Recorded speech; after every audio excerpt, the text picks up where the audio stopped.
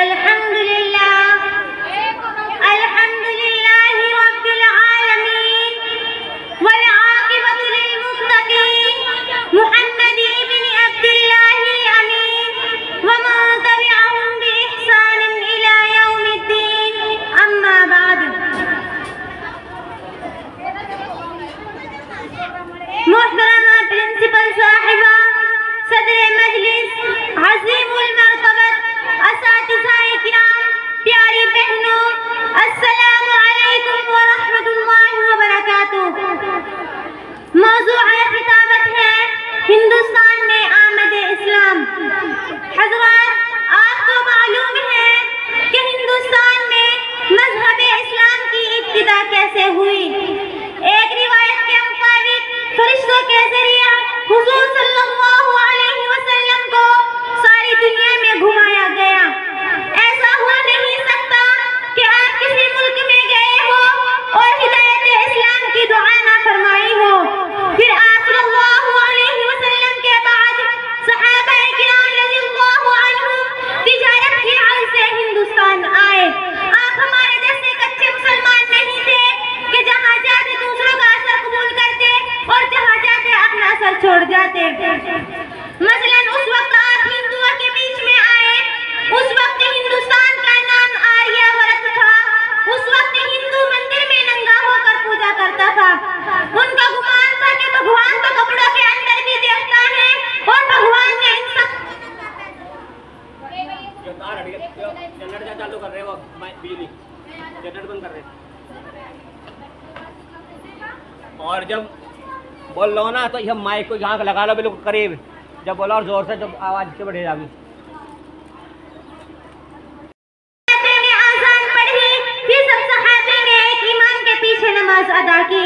ये इबादत हिंदुओं को इतनी अच्छी लगी कि उन्होंने खुद ही पेशकश की कि हमको भी ऐसे इबादत का तरीका सिखा दो। तो सहाबा ने कहा कि पढ़ो पहला कलमा ला इलाहा इल्लल्लाह मुहम्मदुर रसूलुल्लाह सल्लल्लाहु अलैहि वसल्लम पढ़ो। फिर जिस्म पर लगी हुई नापाकी दूर करो, पाकी का उफल करो। अल्लाह पाक है, पाकी को पसंद करता है। यहाँ के हिंदू इस तरह मुसलमान हुए और जब इस बात का पता बादशाह को चला तो उसने सहाबा का सारा माल लूट लिया और उन सहाबियत औरतों को कैदखाने में बंद कर दिया। तो उन सहाबियत औरतों ने कैदखाने के अंदर एक चिट्ठी अरब के बादशाह के नाम लिखी। सहाबा को मुशरिकों ने कत्ल कर दिया और हमें कैदखाने में बंद कर दिया। अरब के बादशाह, अगर तेरे पास इंसाफ और बदला लेने की ताकत नहीं है तो चूड़ियां पहन कर बैठ जा। बस ये चिट्ठी पढ़ते ही सारे अरब में आग लग गई और मोहम्मद इब्ने कासिम को फौज का कमांडर बनाकर भेजा। उस वक्त बादशाह का नाम राजा ताहिर था।